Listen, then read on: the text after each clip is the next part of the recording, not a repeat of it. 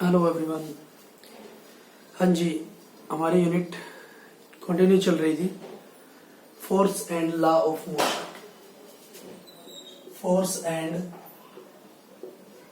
Law of motion.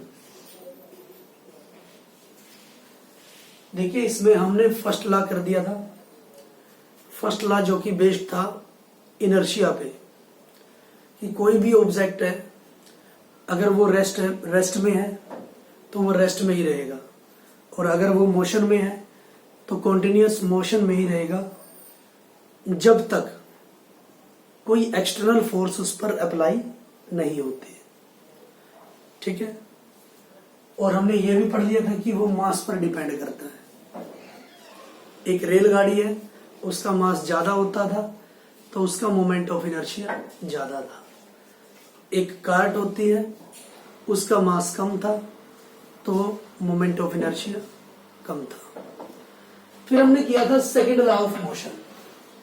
Second law of motion बोला कि जो मोमेंटम है हमारे पास, वो सिर्फ मास पर डिपेंड नहीं करता, वो डिपेंड करता है product of mass and acceleration. ठीक है। नहीं, F इक्वल टू ma। जो फोर्स है, जो एक्सटर्नल फोर्स है अप्लाई हो रही है, वो सिर्फ मास पर डिपेंड नहीं करता, वो एक्सेलरेशन पर भी डिपेंड करता है। ठीक है। सेकंड लॉ ऑफ मोशन हमने पढ़ा था। उसके बाद इसके बिहाफ पर हमने न्यूमेरिकल भी कर लिए थे, जो कि बिल्कुल हमारे पास फॉर्मूला बेस्ड थे। तो आज हम करेंगे third law of motion. Third law of motion.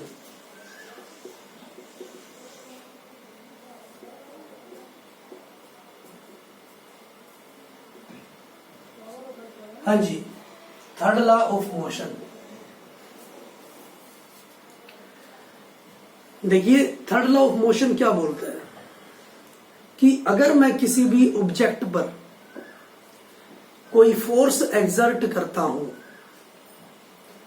तो मुझे कोई ना कोई फोर्स ऑब्टेन होगी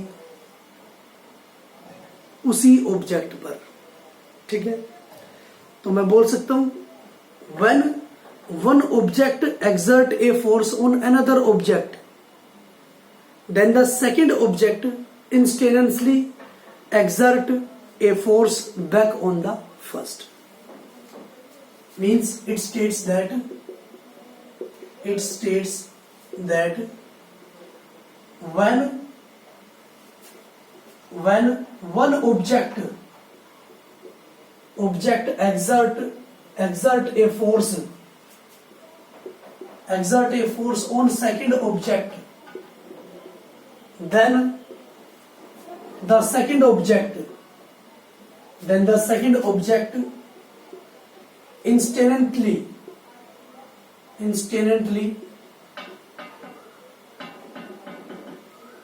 exert the force on first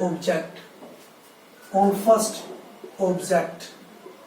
means अगर एक ऑब्जेक्ट दूसरे ऑब्जेक्ट पर फोर्स लगाता है तो उसी टाइम जो दूसरा ऑब्जेक्ट है पहले ऑब्जेक्ट पर भी फोर्स लगाएगा। ठीक है। तो इस जो टाइप की फोर्स है उसको मैं बोल सकता हूं action and reaction forces. Action and reaction forces. एक ऑब्जेक्ट एक्शन कर रहा है तो दूसरा ऑब्जेक्ट रिएक्ट कर रहा है, रिएक्शन दे रहा है। ठीक है। एक एग्जांपल से हम इसको समझ सकते हैं। जैसे कोई फुटबॉल प्लेयर है, अगर एक प्लेयर ने फुटबॉल को किक किया है तो इसका मतलब उसने अपनी फोर्स एक्सर्ट की है। ठीक है।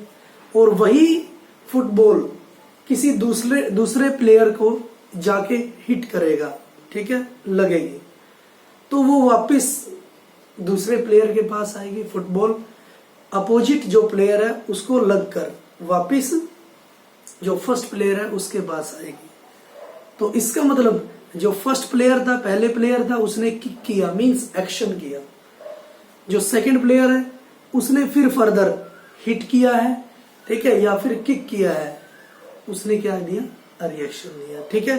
तो दो टाइप की हमारे पास फोर्स यहां पर इंट्रोड्यूस हो रही है, action force and reaction force. जो ये एक्शन फोर्स है और रिएक्शन फोर्स है, इनका जो मैग्नीट्यूड होगा, एक्शन एंड रिएक्शन फोर्सेस है, उनका जो मैग्नीट्यूड है वो होगा इक्वल, उनका जो मैग्नीट्यूड है वो इक्वल होगा, ठीक है। इसको मैं समझ सकता हूं, मान लो मेरे पास ये एक बॉल है, इस पे एक स्ट्रिंग लगी हुई है, ठीक है, इस पे एक स्ट्रिंग लगी हुई है, ये स्ट्रिंग है, फिर इस स्ट्रिंग के साथ कनेक्ट है दूसरी स्ट्रिंग, ये ए है, ये बी है। हाँ जी, अगर मैं इस स्ट्रिंग को खींचता हूं तो मैंने देखा जितनी रीडिंग्स, जितना खिंचाव ए में आ रहा है उतना ही खिंचाव बी में आ रहा है। तो इसका मतलब जो ए है वो फोर्स एक्सर्ट कर रहा है बी पर, A exerted the force, A exerted the force on B, A exert कर रहा है फोर्स बी पर, ठीक है, इस तरफ वो खींचा जा रहा है। लेकिन उसी टाइम मैंने देखा ए भी तो सेम रीडिंग्स में खींचा जा रहा है, जब मैं यहां से खींचता हूं ए भी उसी रीडिंग में खींचा जा रहा है, बी भी उसी रीडिंग में खींचा जा रहा है। तो मैंने देखा कि ए एक्सर्ट कर रहा है फोर्स बी पर, ठीक है, और मैं इधर से अगर देखता हूं, अगर बी के पॉइंट ऑफ व्यू से देखता हूं तो बी भी तो एक्सर्ट कर रहा है ए पर फोर्स, तभी तो वो खींचा जा रहा है, ठीक है। अगर मैं इस पॉइंट ऑफ व्यू से देखता हूं, B exert the force on A, ठीक है, क्योंकि वो भी तो खींच रहा है इसको, ठीक है। हाँ जी, इधर से देखता हूं तो ए एक्सर्ट कर रहा है बी पर फोर्स, इधर से देख रहा हूं तो बी एक्सर्ट कर रहा है ए पर फोर्स। तो इससे हम क्या प्रूव कर सकते हैं कि हर जो एक्शन हो रहा है उसका एक रिएक्शन निकल रहा है, ठीक है। या फिर मैं बोल सकता हूं every action is an equal and opposite reaction, ठीक है। According to third law of motion it states that, एक स्टेटमेंट ये भी बन सकती है, हाँ जी, every action has an equal and opposite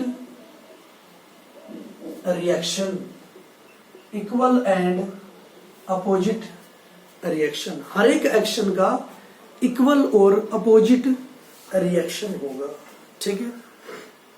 हाँ जी, हम डेली एक्टिविटी से भी इसको समझ सकते हैं। जब भी हम चलते हैं तो हमारे जो फीट है वो जो धरती है, सॉइल है, अर्थ है, उसको पीछे की तरफ धकेलते हैं, ठीक है, पीछे की तरफ निकालते हैं। तो इसका मतलब हम बैकवर्ड फोर्स उस पे अप्लाई कर रहे हैं अर्थ पे, लेकिन जो अर्थ है हमें फॉरवर्ड डायरेक्शन में धकेल रही है, पुश कर रही है। तो इसका मतलब अर्थ हमारे ऊपर फॉरवर्ड फोर्स लगा रही है, मींस हम बैकवर्ड फोर्स अप्लाई कर रहे हैं, अर्थ फॉरवर्ड फोर्स अप्लाई कर रहे हैं, मींस हम एक्शन कर रहे हैं और जो अर्थ है वो रिएक्शन कर रही है, ठीक है। ये भी हम बोल सकते हैं थर्ड लॉ ऑफ मोशन के बिहाफ पर। तो अभी हमने बोला कि जो मैग्नीट्यूड होगा फोर्स का एक्शन पर भी और रिएक्शन पर भी इक्वल होगा, ठीक है, एक्शन पर भी और रिएक्शन पर भी इक्वल होगा। लेकिन जो एक्सेलरेशन होगा, मैग्नीट्यूड ऑफ एक्सेलरेशन दोनों ऑब्जेक्ट पर, magnitude of acceleration both of object, दोनों ऑब्जेक्ट पर will be different, will be different, जो एक्सेलरेशन होगा वो डिफरेंट होगा। ठीक है, एक्सेलरेशन हमारे पास डिफरेंट होगा। क्यों?